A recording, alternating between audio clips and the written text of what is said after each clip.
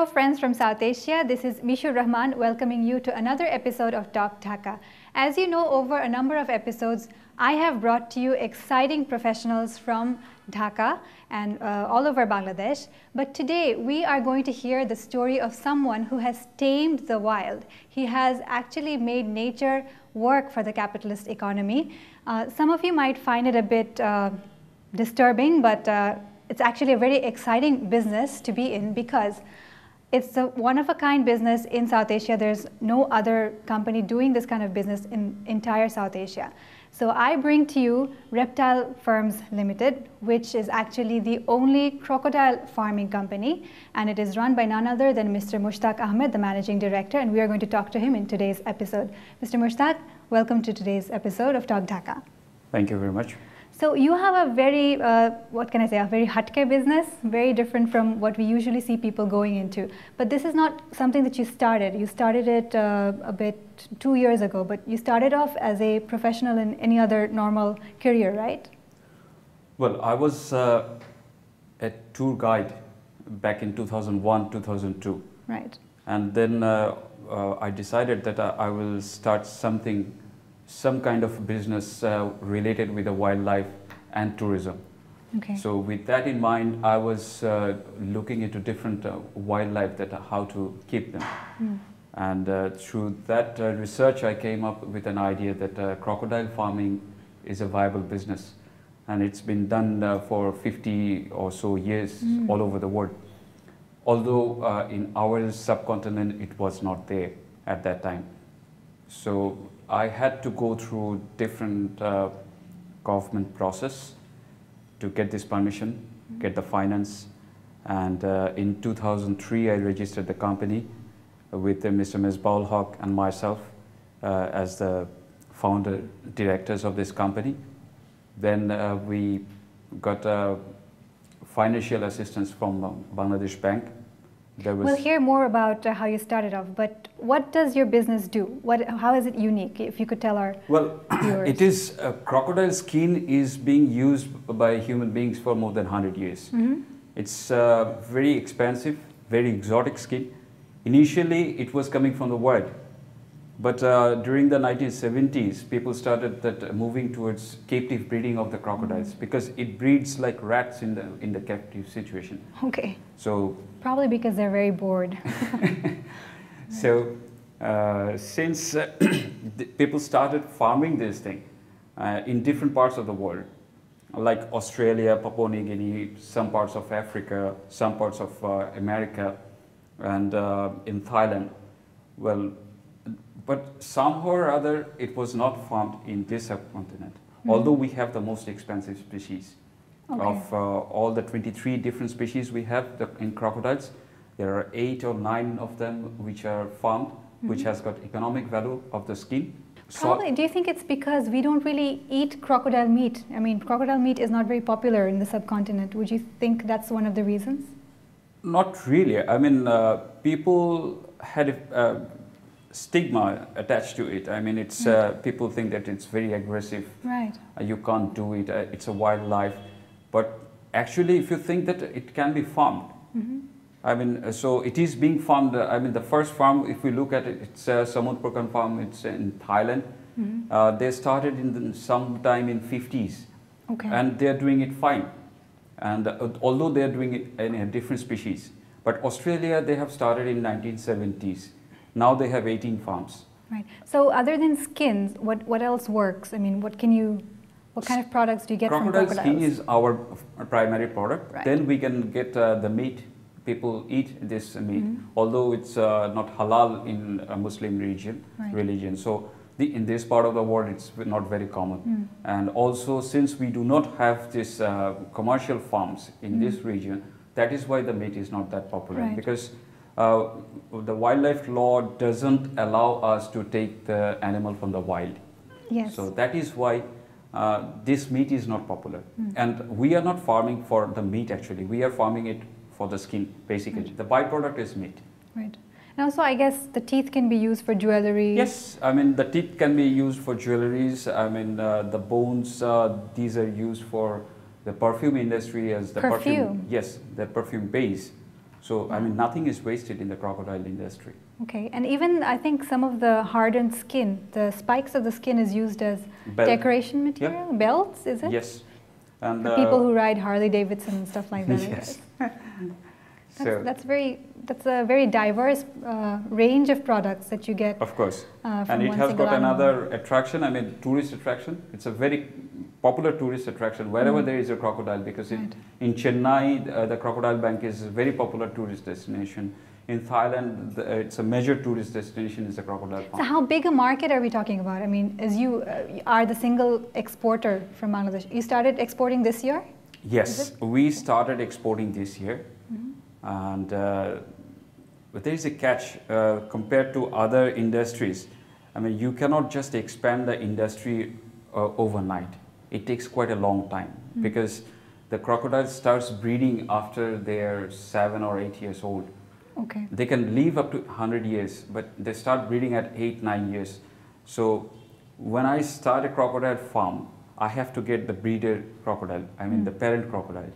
So they will have to settle down in the new accommodation, and then they will start laying eggs. And once they lay eggs, we have to hatch them, and the hatchlings, it has to be minimum 2 years when they get ready for harvest. So it's quite a long process. So if I want to increase the production of this 500 skins to 5,000 skins, even if I invest money, it doesn't make sense. I mean, you have to wait for that time. Right. So you can't really tame nature all that much. You have to kind of wait for it to give in to you. Right. So could you mention how big the export market is in terms of like a couple of $1 million? What are you looking at? I mean, what are your targets? Well, in terms of millions of dollars, I think that if we say about the number of skins in the world market coming into every year, it is about 1.5 million skins are coming every year from all over the world. And each would be worth how much? Well, I'm giving away business secrets, but I'm just interested to know. It will range in between $700 to $1,200 each skin. Right.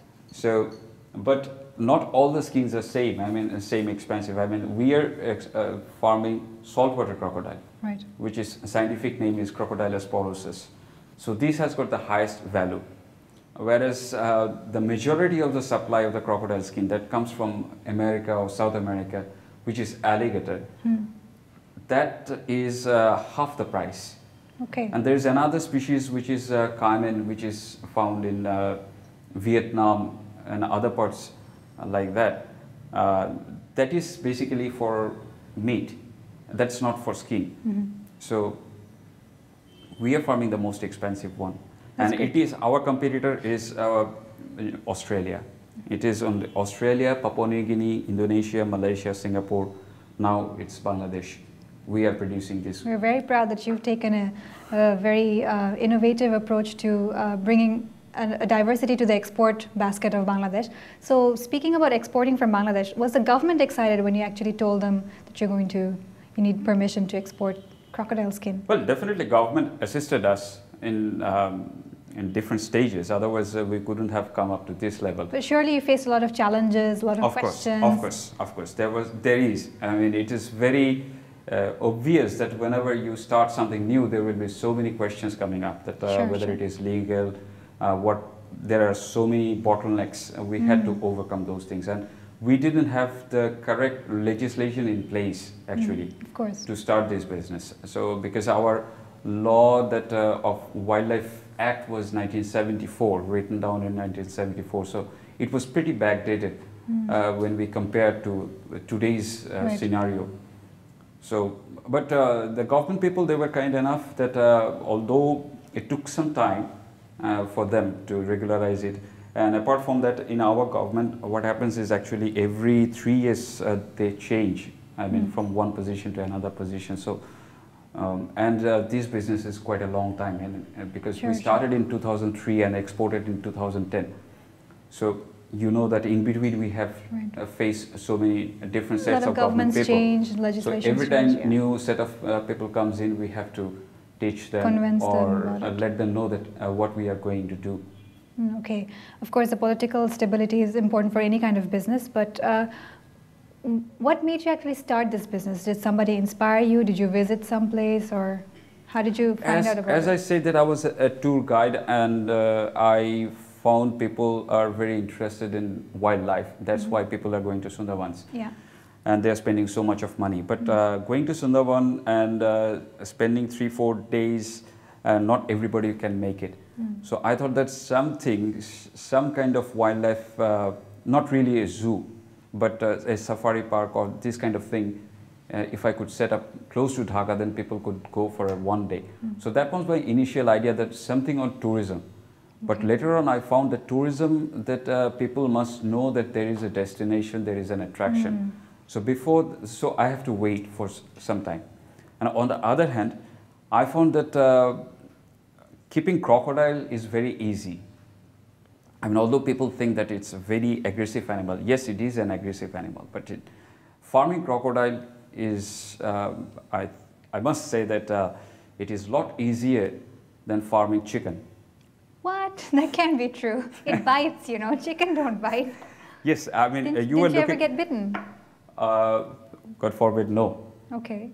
But your employees, are they excited to be working with crocodiles? I mean, it must be difficult retaining people. They were very scared in initial days. Of course, yes. Because most of them haven't seen crocodiles before they come to this company. I can imagine.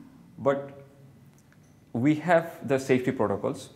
Yeah. Although we didn't have anything in place from our country level, but we followed everything that the way the Australians are doing.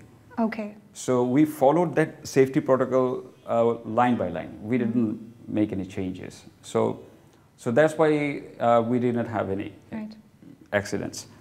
But the reason I say that it is a lot easier than farming chicken, that for the chicken, you have to feed them every single day.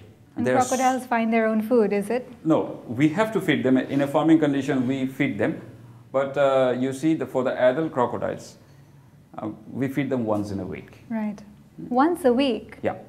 Wow, okay. What do you feed them, like a whole goat or something? I'm just, Yes. kidding, because it's a very exciting people thing. People think that it's such a large animal. Yeah, it must eat a lot. They must eat a lot. But it's the other way around.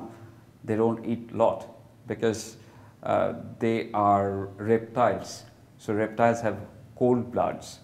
So that's why their metabolism, their biology is totally different than the chickens and the goat or meat, beef, whatever you say. So that is why they need very little food and only once in a while.